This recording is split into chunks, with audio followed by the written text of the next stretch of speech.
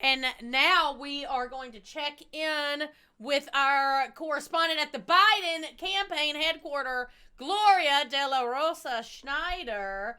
Gloria, hello. Gloria, can you hear me? I can't hear you, Gloria. Hi, Gold. I'm sorry. We were having some technical difficulties there.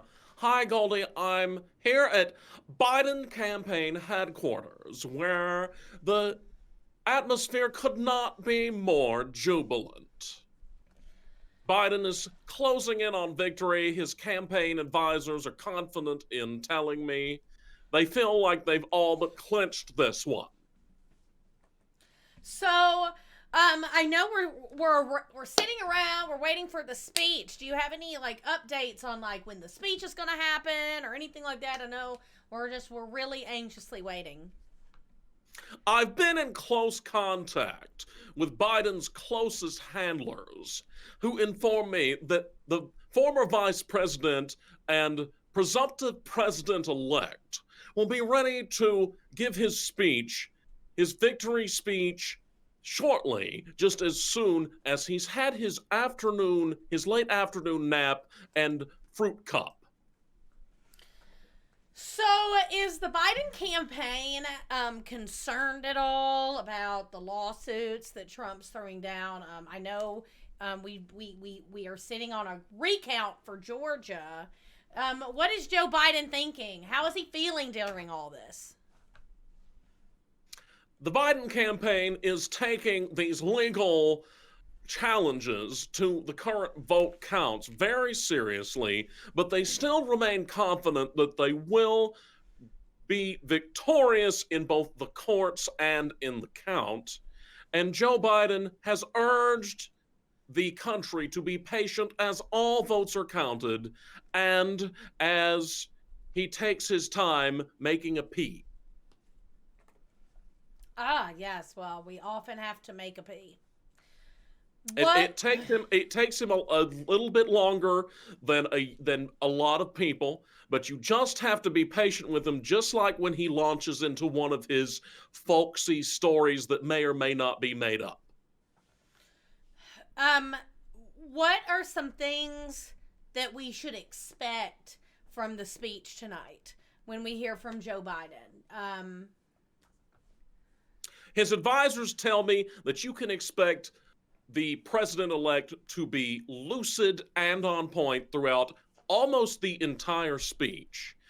Biden plans to talk about unifying the country, bringing the country together after a difficult and very heated campaign. In addition to 4 years of a very contentious Trump presidency, and also that he's going to regale us with many, many stories of his childhood that may or may not be true, but we should all just be patient and humor him until he starts to nod off at the podium and they gently prod him off with either a pole or a vaudevillian hook.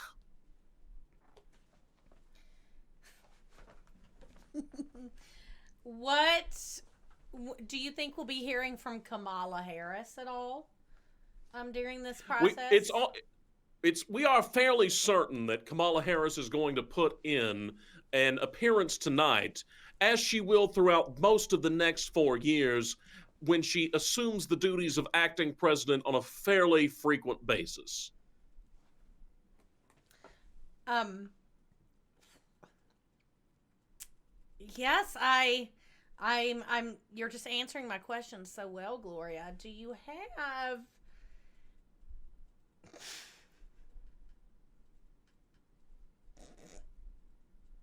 Am I losing the feet? Are you cutting out there, Goldie? I'm here. I'm here. Yes, I. Um. Sorry, I had to compose myself, Gloria. We can't all be as composed as you. We. Well, I mean, I have been angling for your anchor job for several years now, and just as soon as you finally have the personal collapse and meltdown that we all know is coming, I'm ready to swoop in and take your job and, if necessary, your man.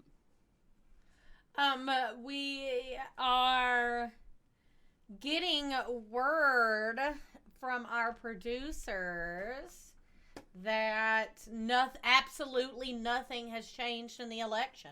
Is that true? That is true.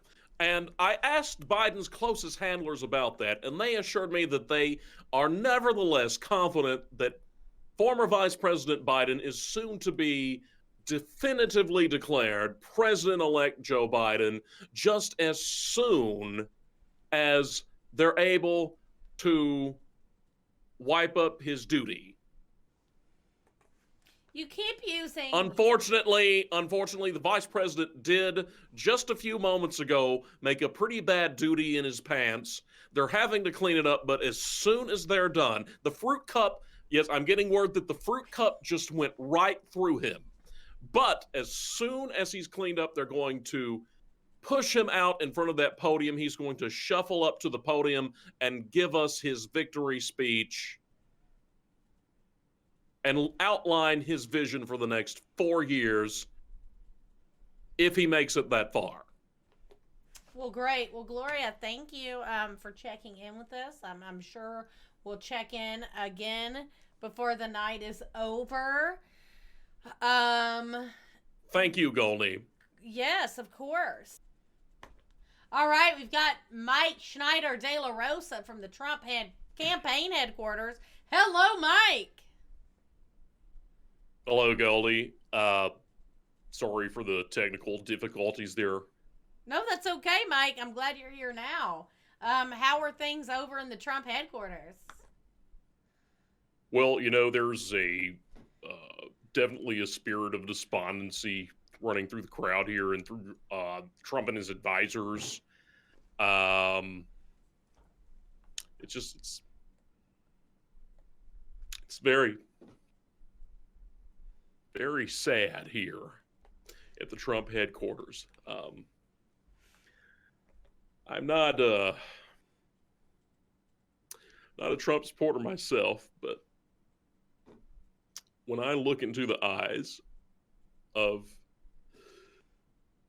a 500-pound man in a red hat on a rascal scooter carrying an AR-15, and I see the tears in his eyes, it's like it's hard to not be moved by the just absolute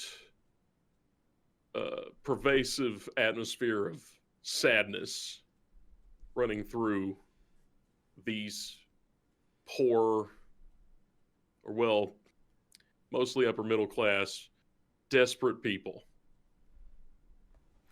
So, have you spoken with President Trump in the last day?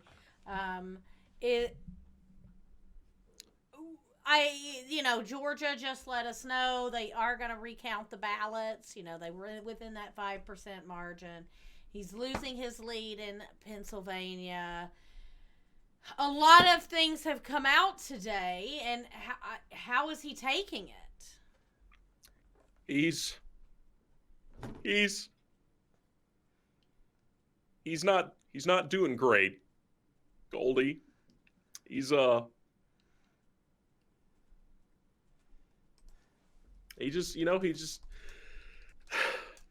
He used to have that sparkle in his eye and that twinkle in his eye, and he always had a smile and a compliment for all of us here in the White House press corps. The way he would talk on when the cameras were rolling, that's all theatrics. You know how politics is. But behind the scenes, he was just such a gentle giant. He always carried around candy in his pocket to give to us in the White House press corps, and to see him just so robbed of his joie de vivre, it's like all the life's gone out of him. And I mean, I voted for Biden, and I've like everyone else in in my line of work at my pay grade. Except when this time anyway, except for when we wanted the tax cuts in 2016. But it's hard to not feel bad about it. Do you think he'll be making any kind of public statement tonight, or why does everyone harp on him so much? Can't we just follow Rick Santorum's lead in giving the president and his supporters some space so that they can have the time and the space and the support that they need to work through this difficult time? I've got to say, Goldie, sometimes we in the media are such vultures, just constantly circling. And he just loved this country so much, and he feels so betrayed that I don't know, there's some wounds that will never heal. What do you think his biggest hit of betrayal was in this election? Probably the fact that once again, just like in 2016, despite the fact that he loves this country so much, most of the people who voted didn't vote for him. But you know what? He's got a strong heart. Not in the literal sense, because he's eaten almost nothing but McDonald's and taco salads for his entire life. But figuratively, he's got a very strong heart, and he loves this country no matter what mud they sling at him. And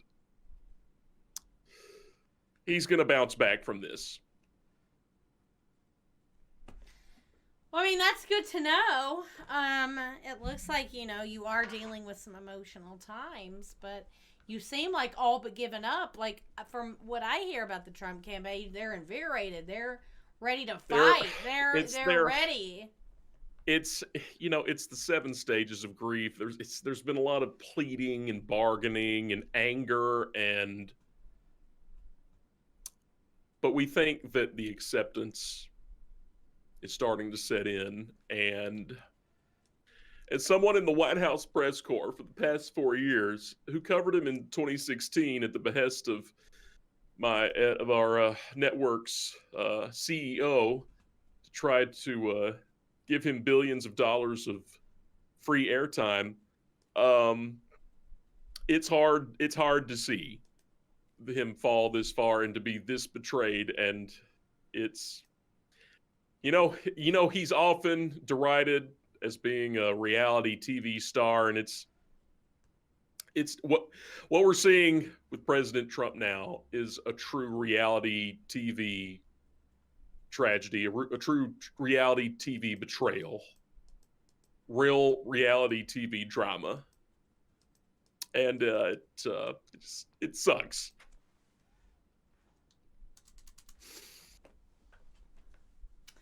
Mike, I am glad that you came here this evening. It did take a lot of us. We did go through a lot of Trump headquarter people before we were able to, find somebody that would come on our show. So I do really appreciate you being here this evening. I'm trying to keep it together. We're all trying to keep it together here. I understand. All of the MAGA people and all of us in the White House press corps, we're all having a big cry together. If you don't mind me asking, what were your reasons? You say you voted for Biden, even though you worked for the Trump campaign. Reasonings? I never worked for the Trump campaign. Well, I mean, arguably, as a member of the mainstream media who gave Trump billions of dollars of free airtime and all the coverage he could want, because no publicity is bad publicity. In a roundabout way, I guess you could say that I worked for the Trump campaign, but of course, I'm a member of the White House press corps and for the GNN. But Right. our bosses probably don't want me saying that stuff in front of the camera on live TV. Yeah. Okay. Well, Mike, Let's just move it along. thank you so much for being here today.